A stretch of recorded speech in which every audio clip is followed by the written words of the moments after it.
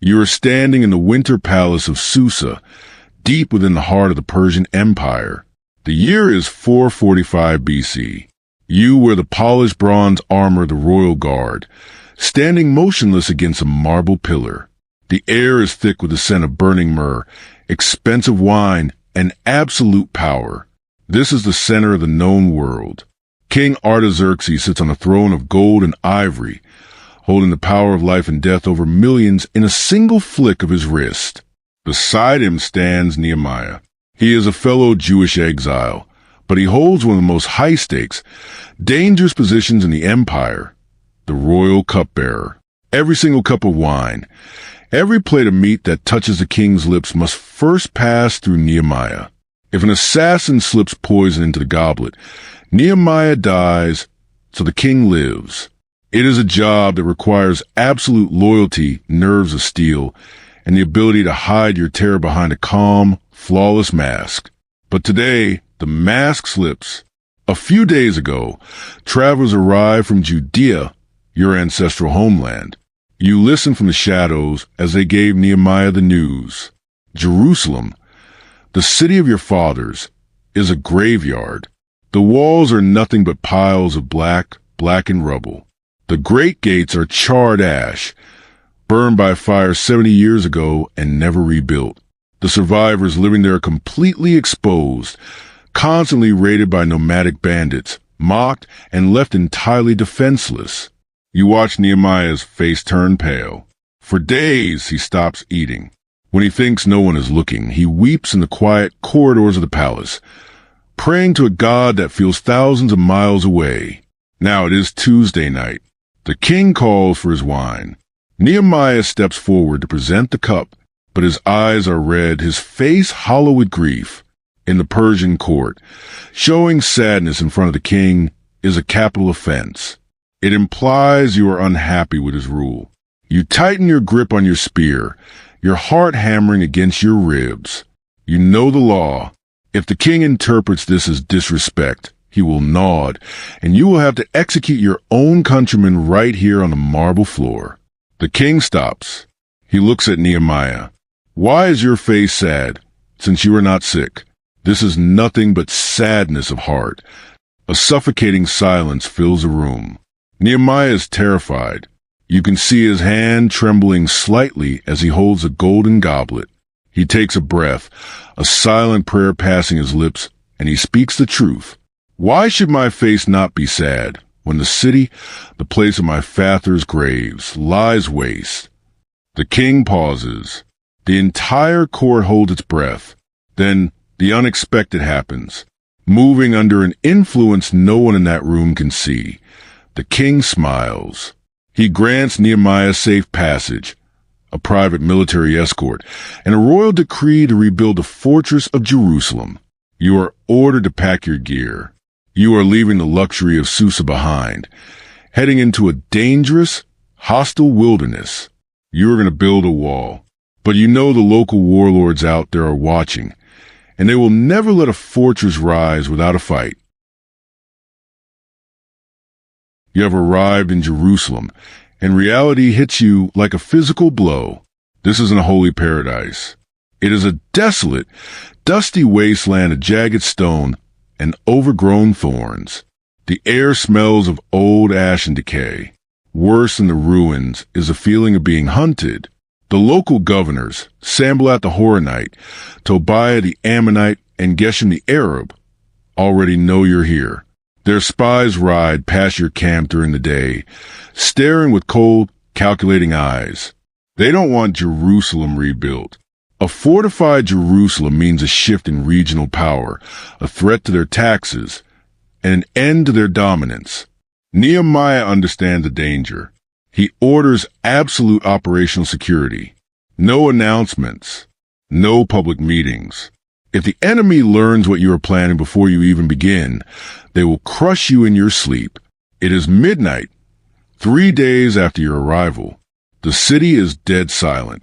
A hand taps your armored shoulder in the dark. It's Nehemiah.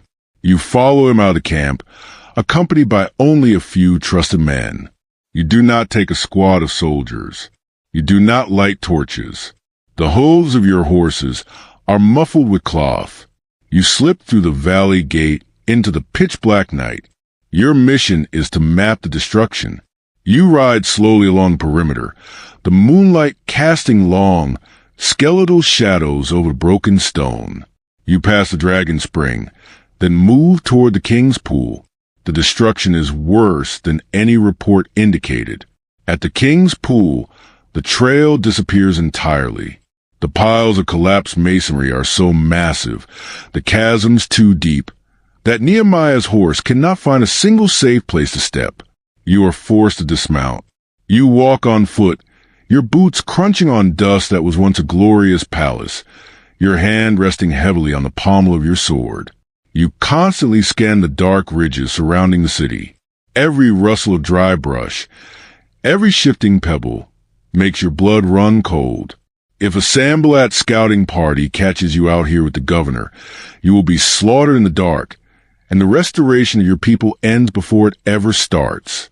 Nehemiah doesn't say a word. He just looks at the gaps in the stone, measuring the height, calculating the timber needed, mapping the strategic weaknesses. He is calculating the cost of a war. The next morning, the sun rises, hot and unforgiving. Nehemiah calls a massive assembly of the priests, the nobles, and the common people who have lived in fear for decades. He reveals the secret blueprints. He points to the ruins you mapped at midnight. "You see the distress we are in," he says, his voice echoing off the broken rocks. "Come, let us build a wall of Jerusalem, that we may no longer be a reproach." The crowd stirs. Hope, a feeling dead for 70 years, begins to flicker. They shout, "Let us rise up and build." But as the people grab their tools, the laughter begins. Across the valley, Sanballat and Tobiah are watching. They mock you openly, shouting across the ravines, "What is this thing you are doing? Will you rebel against the king?" You ignore the taunts. You lift a heavy, ash-stained stone block. The work has begun. The wall is rising. The enthusiasm of the first few weeks is worn off, replaced by brutal, back-breaking labor. Your fingers are raw and bleeding from handling rough limestone. Your back is not a constant, agonizing pain, and the enemy's mockery has turned into a deadly threat. The strategy of the warlords has shifted. They see that the gaps are closing, that the wall has reached half its intended height. They are no longer laughing. Sanballat has gathered an army in Samaria. Tobiah is mobilizing the Ammonites. They have formed a secret coalition, plotting a massive, coordinated guerrilla strike. Their plan is simple. Slip into the city undetected, catch you while your hands are full of mortar, massacre the workers on the scaffolding, and leave the half-built wall covered in blood. The rumors sweep through the construction camps like wildfire. 10 times, Jews living near the border run into the city, gasping for breath, giving the same warning.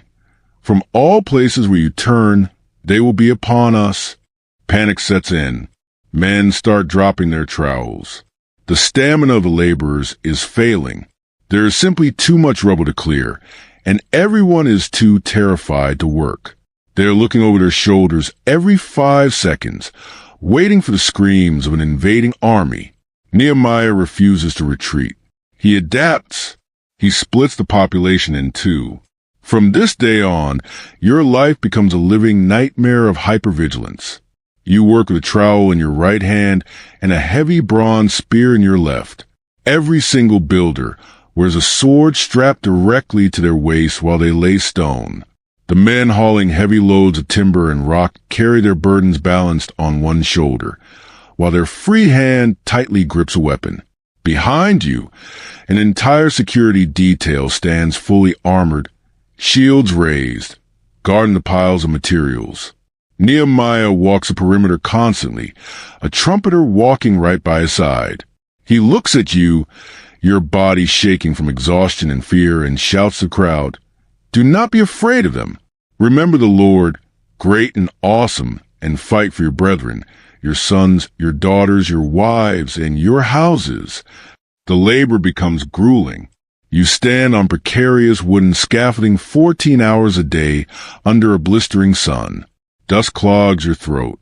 Sweat stings your eyes. You cannot put your weapon down to wipe your brow. When the sun goes down, the work doesn't stop.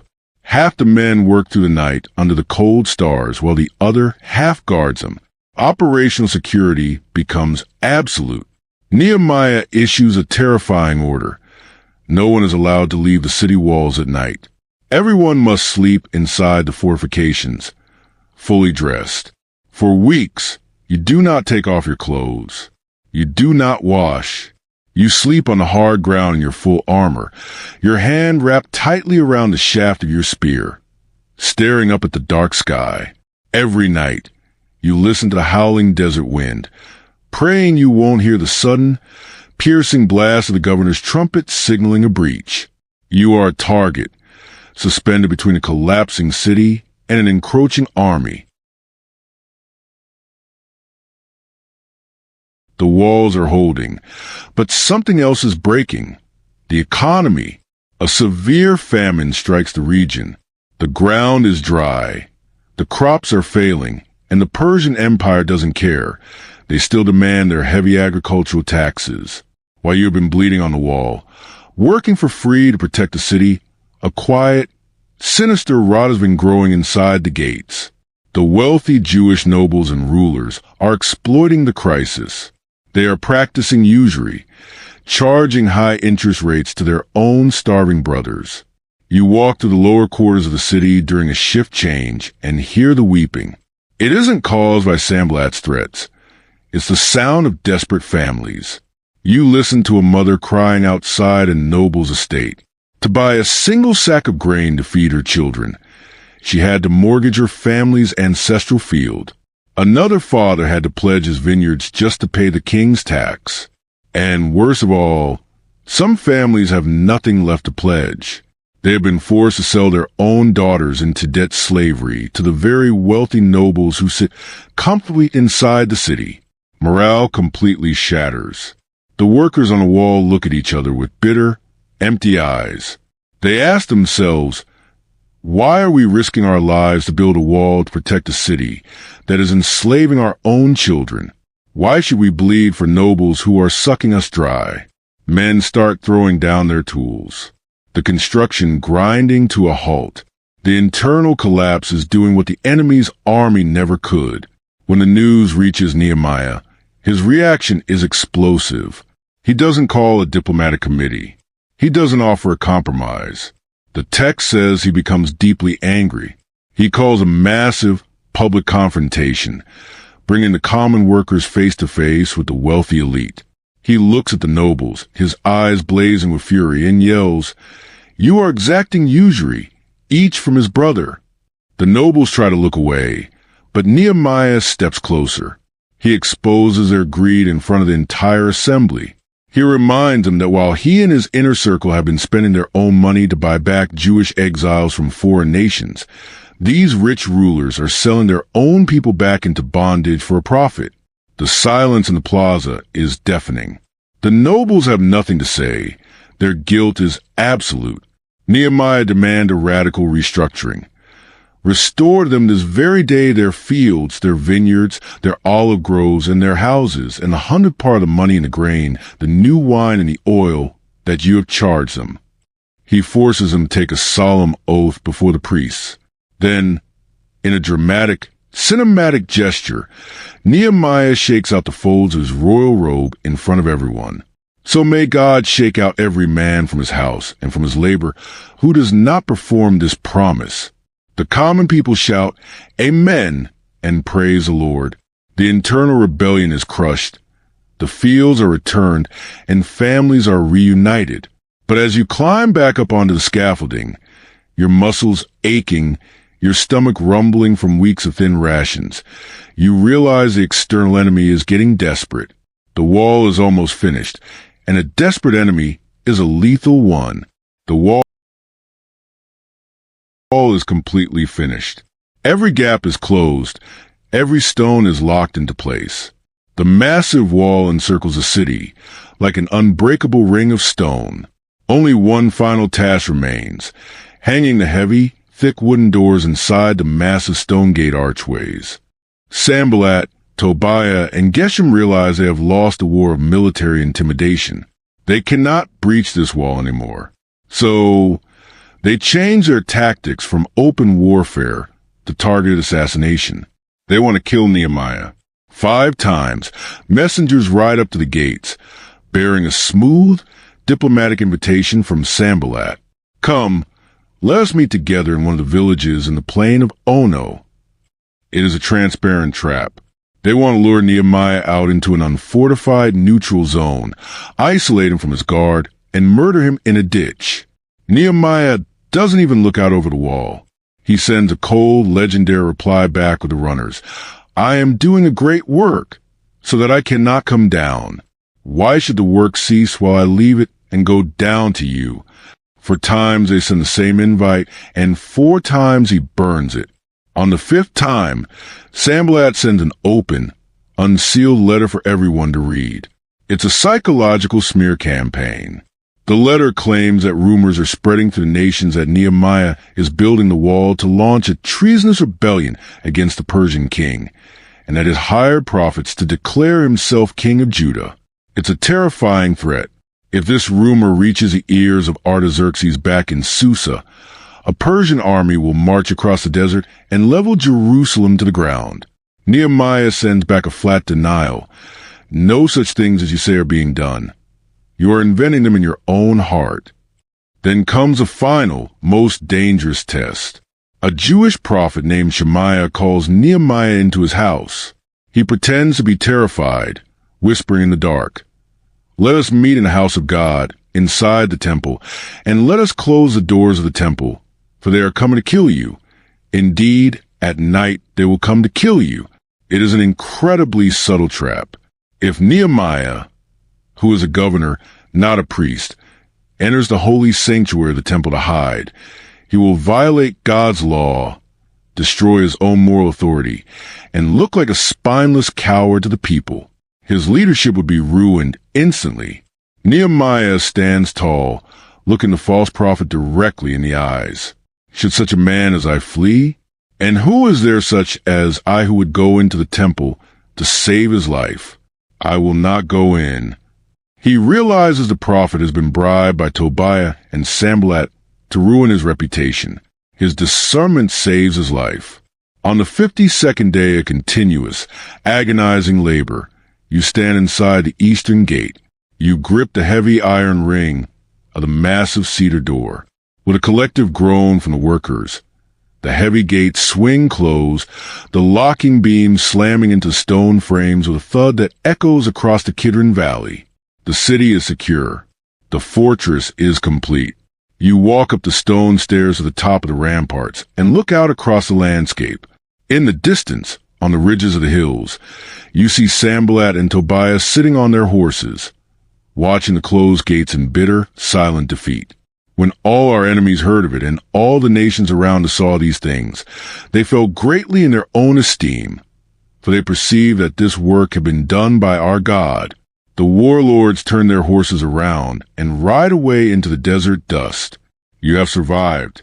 You look down at your callous, bleeding hands, then out at the safe streets of the city where children are starting to play without fear. You are physically broken. Your youth spent carrying limestone blocks, your mind permanently altered by months of looking over your shoulder for an assassin in the dark.